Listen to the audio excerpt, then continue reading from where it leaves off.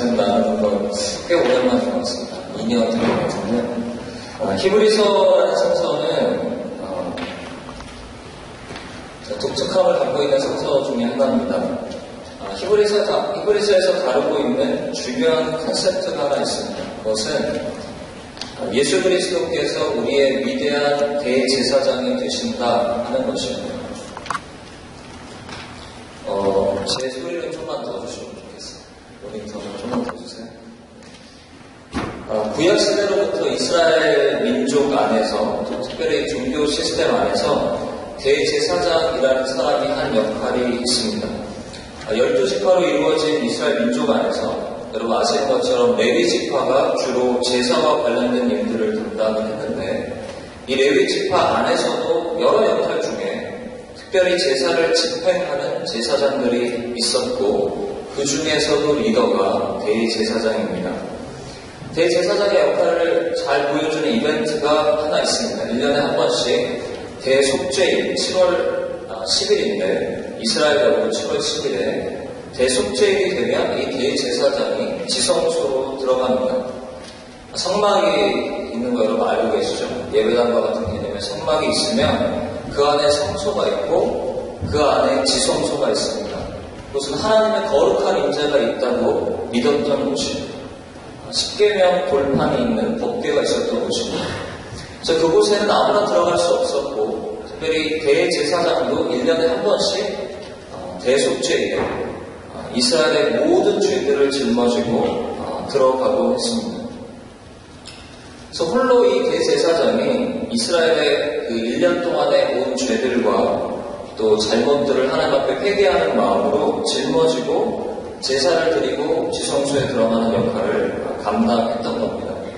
이 자리는 매우 목숨을 걸어야 할 만큼의 부담스러운 자리였습니다. 성서를 보시면 다리에 종을 달아서 이렇게 끈을 묶어가지고 이렇게 들여보냈어요. 왜냐면 종소리가 안 나면 죽었다고 알고 끌어내야 되기 때문에. 그 정도로 특별한 역할을 갖고 있었던 것이 대제사장입니다. 그러니까 제사라고 하는 것이 하나님과 인간의 어떤 만남의 장소이고 죄 용서의 자리이고 회복의 자리인데, 그 제사 안에서 이 대제사장의 역할이라고 하는 것은 하나님과 인간 사이를 연결해주는 그런 구원의 통로 역할을 했던 겁니다. 어찌 보면 현재 이제 사역하고 있는 목사님들의 역할과 비슷하지만 어찌 보면 더 중요한 역할을 합니다. 저희가 죄를 짊어지지 않잖아요. 저희가 중간에 서 있는 자는 아니잖아요. 네, 이 당시에 대제사장들은 어쩌면 하나님과 인간 사이의 통로가 되는 역할을 했을 정도로 중요한 역할을 했습니다. 히브리서에서는 우리 예수께서 구약의 대제사장과 같다 이렇게 얘기를 합니다. 그러니까 인간과 하나님을 연결해주는 역할을 대제사장이 한 것처럼 예수 그리스도가 오신 이후에 그 역할을 예수께서 하셨다는 겁니다. 성경 표현을 따르면, 히브리서의 표현을 따르면 그냥 대제사장이 아니고 위대한 대제사장이다 그렇게 표현을 합니다. Great High Priest 이렇게 표현합니다. 왜냐하면 대제사장은 1년에 한 번씩 또 이스라엘의 죄를 짊어지고 대속죄일에 하나님 앞에 갔다면, 우리의 예수께서는 온 인류의 모든 죄를 지시고 하나님 앞에 나아가시는 분이시기 때문에, 그리고 다른 짐승을 잡아서 핏값을 치르는 것이 아니라 자신의 핏값으로 구원의 길을 여시는 분이시기 때문에 위대한 대제사장이시다. 새로운 대제사장의 개념이 신약시대에 열려진 것입니다. 그래서 히브리서 5장 14절을 보면 우리에게 큰 대제사장이 계시니, 즉 위대한 대제사장이 계시니 승천하신 곧 하나님의 아들 예수시다. 이렇게 고백하고 있는 겁니다. 히브리서는 우리의 큰 대제사장이 되신 그 예수님을 매우 자랑스럽게 선포합니다. 특히 오늘 본문은 이 대제사장이 되신 예수께서 우리 가운데 계시기 때문에 우리가 누릴 수 있는 복, 유익에 대해서 가장 잘 기록해주고 있습니다. 우리가 예수님이 대제사장이 되어주시기 때문에 우리에게 어떤 축복이 있는가, 그것에 대해서 여러분과 오늘 한 3가지로 나눠보도록 하겠습니다. 첫 번째로, 예수께서 우리와 똑같이 시험을 받으셨기 때문에 우리를 아시고 우리를 우리를 불쌍히 여겨주십니다. 아멘. 15절 말씀을 보면 우리에게 있는 대제사장 예수님은 우리의 연약함을 불쌍히 여기시는 분이요 모든 일에 똑같이 시험을 받으신 분이시다. 이렇게 고백합니다. 이 구절은 예수께서 하나님 앞에 우리의 죄악을 짊어지시고 나아가실 때 그 마음을 잘 보여줍니다. 우리의 연약함을 불쌍히 여기시면서 우리의 죄를 가지고 나아가십니다. 이 마음, 긍휼한 마음으로 하나님 앞에 우리의 죄를 용서해달라 말씀하신다는 것. 여러분, 그리고 이 불쌍히 여기는 마음이 가능하신 것은 예수께서 우리와 똑같이 시험을 받으셨기 때문이다. 그렇게 기록합니다. 여러분, 예수님에 대한 이해 중에 굉장히 중요한 이해가 하나 있습니다. 그것은 예수께서는 참 하나님이시고 동시에 참 인간이다. 이런 말장난같이 보이지만 어찌 보면 헷갈리는 이야기지만 기독교 안에 굉장히 중요한 교리가 참 하나님, 참 인간이다 하는 거예요. 여기 안에 기독교의 핵심이 담겨져 있습니다. 풀어보면 이런 얘기입니다. 하나님, 예수께서 참 하나님이시므로 죄가 없으시지만 동시에 참 인간으로서 인간이 겪는 모든 연약함을 가지고 계셨고 힘드셨고 고난을 받으셨다 하는 겁니다. 이 말도 안 되는 것처럼 보이는 이야기가 미스테리어스하게 우리 가운데 주어져 있는 거예요. 질문 하나 하겠는데요. 역사적으로 신이시면서 인간이신 예수님을 우리가 동시에 고백하고 있는데 주로 어떤 부분이 강조되어져 왔을 거라고 생각하십니까? 신이신 예수님을 강조했을 것 같으세요? 인간이신 예수님을 강조했을 것 같으세요? 네, 신이신 예수님을 강조했을 것 같으시죠? 그러니까 역사적으로 이 두 가지를 고백하지만, 말로는 고백하지만 실제적으로는 신이신 예수님을 훨씬 더 강조했던 것이 사실입니다. 그래서 부작용이 하나가 있습니다. 오늘 말씀을 어떻게 보면 이해하고 체험하기 어렵게 되는 부작용이 무엇이냐면 예수님에 대한 거리감이 있는 겁니다. 이런 생각들을 하게 돼요. 예수님이 우리에게 요구하시는 많은 것들이 있지만 이런 생각을 하는 겁니다. 예수님이셨으니까 다 하셨겠지. 예수님이시니까 저렇게 믿음이 있으셨겠지. 예수님이시니까 고난을 받으셨다고 하는데 부활할 걸 아셨겠지. 3일만 참으면 되잖아요. 그리고 실제 아프셨을까? 이런 질문을 하는 사람도 있어요. 잠시 아프신 척을 하신 것은 아닐까? 신이시니까. 이런 생각들을 하다 보면 신이신 예수와 우리 인간인 사이에 거리감이 느껴지곤 하는 거예요. 예수님은 이렇게 신적으로만 생각할 때는 정말 우리의 아픔을 말하기가 어려워질 수 있습니다. 정말 우리를 이해하시고 도와주신다. 친밀한 관계가 어려울 수 있습니다. 이런 것과 같아요. 마치 여러분들이 누군가에게 이야기를 하는 거예요. 자기 어려움에 대해서. 막 한참 이야기를 하니까 상대방이 공감하려고 노력합니다. 근데 말을 다 하고 나면 그 사람이 나를 이해하지 못했다는 걸 느낀 적 있으십니까? 굉장히 공허하죠. 들어줘서 고맙긴 한데 굉장히 공허합니다. 이해받지 못하는 느낌이 들고 혹은 이제 해결책을 쉽게 던져주곤 하면 상처로 가기도 합니다. 반대로 정말 나와 똑같은 비슷한 경험을 한 친구가 내 이야기를 정말 잘 들어주면서 나도 그랬어. 정말 힘들지. 내가 알지 너가 뭘 겪고 있는지. 그런데 한번 이렇게 해봐. 이렇게 기도해봐. 이렇게 얘기해 줄 때 용기가 생기고 소망을 얻게 되지 않겠습니까? 우리가 예수 그리스도를 본질적으로 완전히 우리와 다른 그런 신으로만 이해를 하면 우리가 진정 예수께 위로받기가 어려울 수 있다는 겁니다. 우리 가운데 주어진 축복, 우리 가운데 주어진 놀라운 진리는 우리의 예수께서 우리 인간과 똑같이 지음을 받았고 사셨고 연약하셨고 시험을 받으셨다는 겁니다. 이게 우리에게 진정한 복음이 됩니다. 여러분, 예수님은 우리처럼 배고프셨습니다. 알고 계셨어요? 배고프셨어요. 40일을 금식하시고 나셔서 심히 줄이셨다 고백합니다. 아프셨습니다. 예수님의 생활을 잘 들여다보시면 거의 노숙자 수준입니다. 가끔 누가 초대하면 들어가지만 길바닥에서 주무시곤 하셨어요. 다 누울 곳이 있는데 인자가 누울 곳이 없다. 이런 말씀을 하셨습니다. 여러분, 예수님이 막 먼 거리를 날아다니신 거 아닙니다. 순간 이동하신 적 없어요. 성서에 가끔 나오죠, 가끔. 근데 그런 경우들을 잘 보시면 기적을 베푸시는 순간을 보면 남을 위해서 그렇게 하셨어요. 남을 위해서 기적을 베푸시는데 자기의 일을 위해서 기적을 베푸신 적이 없습니다. 걸어다니시고 없으면 굶으시고 추운 대로 추운 걸 견디시고 그렇게 사셨습니다.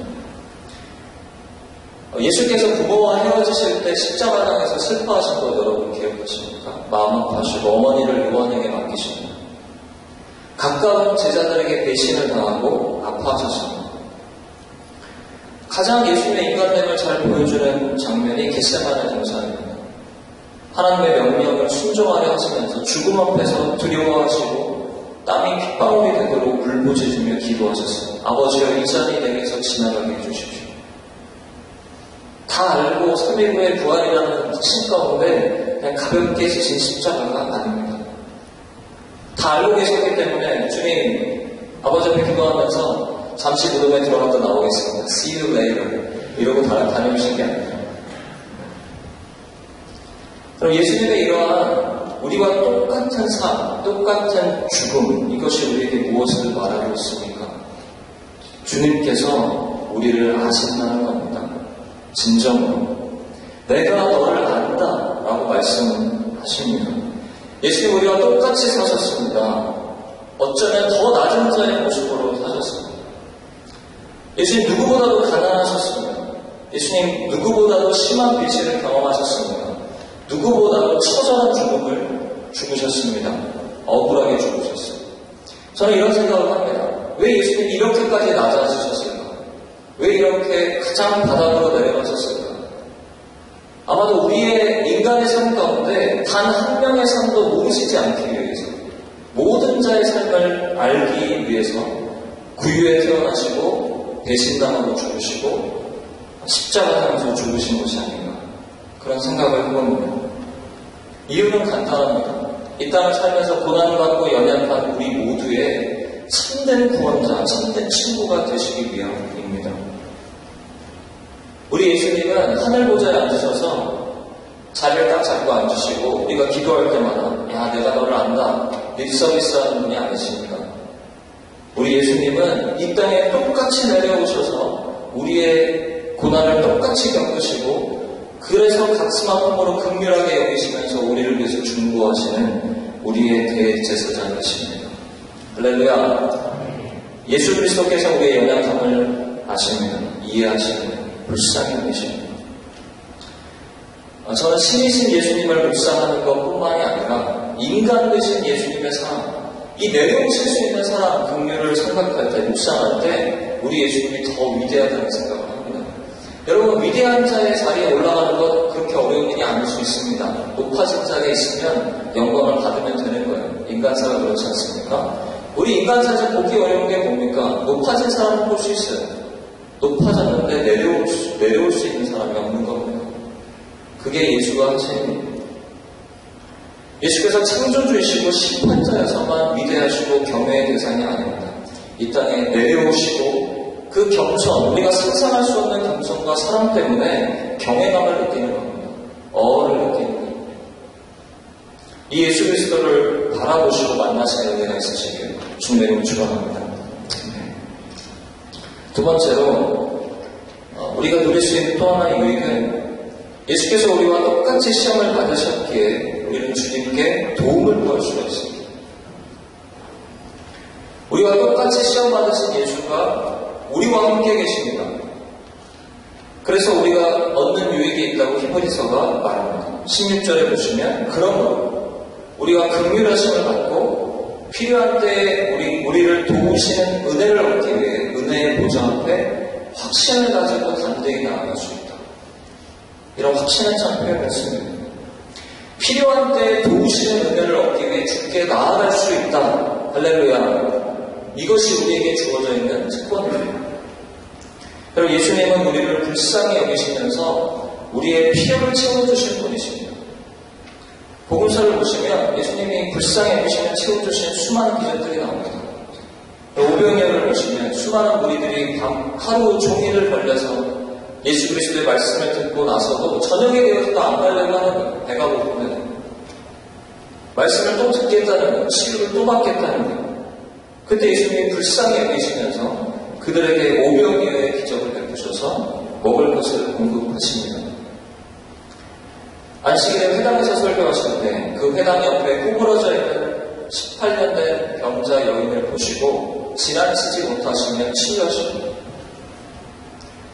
나사로의 죽음 앞에 눈물을 흘렸던 마리아, 그리고 그 주변에 울고 있는 사람들을 보시면서 눈물을 흘리시고 죽은 자를 살려주십니다. 우리 예수님은 삶의 신체적 필요이든 마음의 위로이든 외로움의 고통이든 잃어버린 것에 대한 슬픔이든 간에 말씀드리면 구하면 채우시는 분이십니다. 그냥 지나치실 수 없는 분이십니다. 왜냐하면 우리와 같이 계셨기 때문에 그것이 무엇인지 아시기 때문에 우리가 할 수 있습니다. 여러분 힘드실 때 구하십시오. 힘들어요 주님. 제가 도움이 필요합니다. 채워주셔야 합니다. 우리를 아시는 그 대제사장 예수께서 우리 앞으로 달려오실 겁니다. 하나님 앞으로 우리 기도를 들고 달려가실 겁니다. 성서의 고백처럼 우리의 신음소리에 응답하신다고 했습니다. 제대로 폼잡고 뜨겁게 하는 기도만 응답하시는 게 아니라 내가 신음소리로 주님께 구한 것도 응답하신다. 그 대제사장 예수를 믿고 은혜의 보좌로 담대히 나아가신 여러분들이 되시길 주님을 축원합니다. 세 번째로 예수께서 우리와 똑같이 시험을 받으셨기 때문에 우리 주님은 세상의 시험을 이기는 모델이 되십니다. 히브리서 2장 18절을 보면 그가 시험을 받아 고난을 당하셨은즉 그러므로 시험 받는 이들을 능히 도우실 수 있느냐 이런 구절이 나옵니다. 예수께서 우리와 똑같이 사시면서 고난을 받으시고 시험을 받으셨습니다.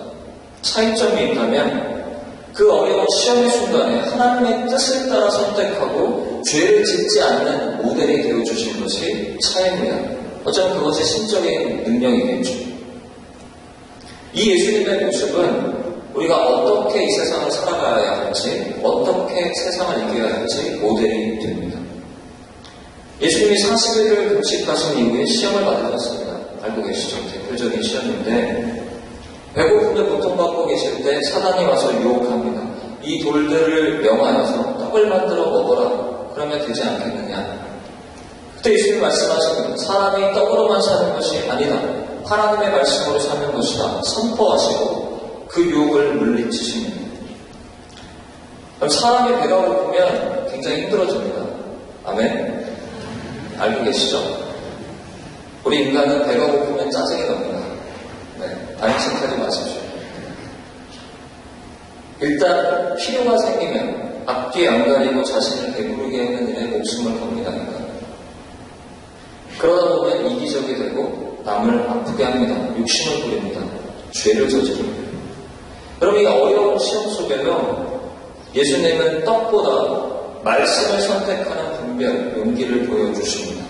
우리와 똑같이 시험을 받으셨지만 이겨내시고 모델이 되십니다.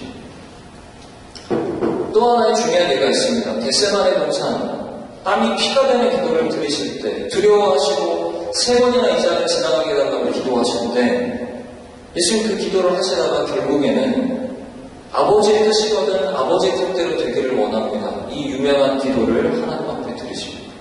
그리고 순종하십니다. 이 두려움을 이겨내신 순종과 사랑, 이것이 예수님의 선택이셨고 시험을 이겨내신 그 모습이었습니다. 예수님은 우리와 같은 시험을 받으시는데 승리하셨습니다. 그래서 우리에게 모델이 되십니다. 우리가 따라가야 될 분인 겁니다. 여러분 우리가 세상 가운데 시험을 당할 때, 유혹을 받을 때 우리 예수 그리스도를 바라보아야 합니다. 그 다음에 해답이 예수님 안에 있기 때문입니다. 주께서 우리의 삶의 문제의 앤서가 되십니다. 우리와 똑같이 시험을 받았으나 유일하게 승리하신 한 분 예수를 바라보시고 따라가시는 우리 모두가 되기를 주님의 이름으로 축원합니다. 아멘. 이야기 하나 하고 말씀을 마치겠습니다. 제가 몇 년 전에 읽었던 기사입니다. 부산의 중학생 2학년짜리인데 자주 일어나는 그런 일처럼 자살하는 사건이 있었습니다. 20층 베란다에서 몸을 던졌습니다. 이 아이가 그 써놓은 유서에 따르면 이번 시험을 정말 잘 치르려고 열심히 준비했는데 뜻대로 안 됐던, 성적 때문에 비인간적 대우를 받는 이 세상을 떠나기로 결심했다, 이런 마지막 글을 남겼습니다. 근데 이야기를 들어보니까 사실 이 아이가 스마트폰을 갖고 싶었다고 합니다. 그래서 엄마하고 딜을 한 겁니다. 중간고사 성적이 오르면 엄마가 사주겠다고 합니다. 근데 결과를 얻지 못했어요. 스마트폰을 얻지 못하고 뚝질함을 듣고 나니까 성적으로 평가하는 이 사회를 떠나고 싶다, 그러면서 자살을 한 겁니다. 여러분, 이 아이가 남긴 마지막 부탁이 우리의 가슴을 칩니다. 유언이 뭔지 아세요? 아이 팥을 사다가 나와 함께 묻어달라. 이게 유언이었습니다. 그 아이가 마지막 길에 가고자 했던, 함께 하고자 했던 것이 음악을 들려주는 손바닥만한 기계입니다. 여러분, 이 이야기는 우리가 살아가고 있는 악한 세상을 단적으로 보여주는 일입니다. 이 치열한 세상, 사람을 사람답게 존귀하게 여기지 않는 세상, 능력에 따라 평가하는 세상, 무능력한 자를 쓰레기 취급하는 세상, 그 가운데 살아가는 우리의 외로움과 고통을 잘 보여주는 이야기입니다. 우리가 이 세상을 살고 있습니다, 지금. 근데 우리 가운데는 이 아이와 다른 점이 하나 있습니다. 대제사장이신 예수가 계십니다.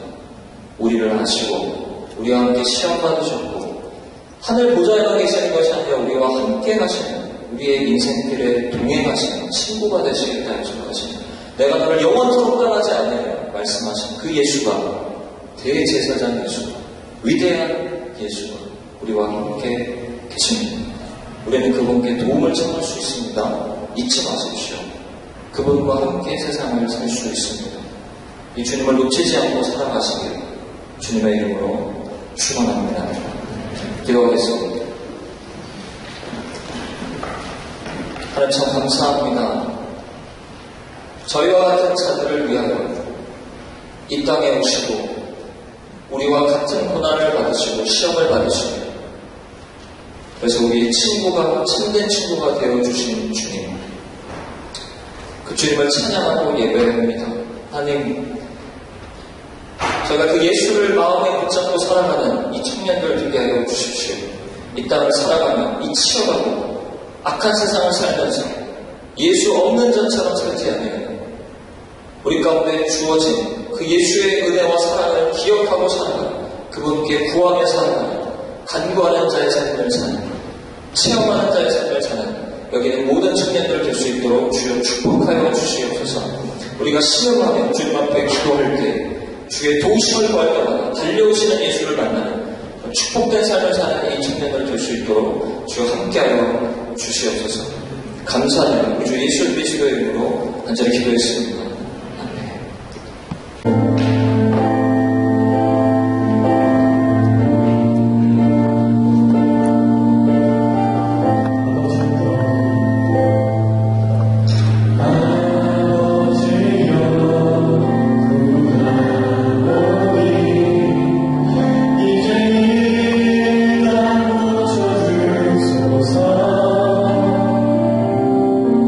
우리만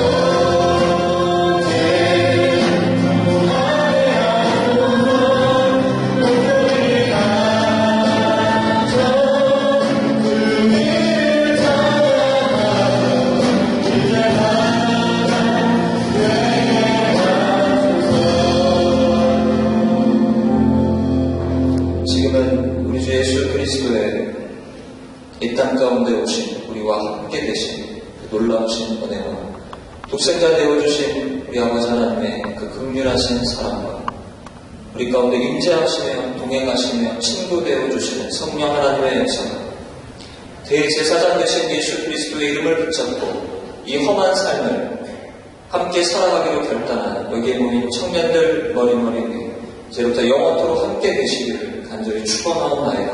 아멘.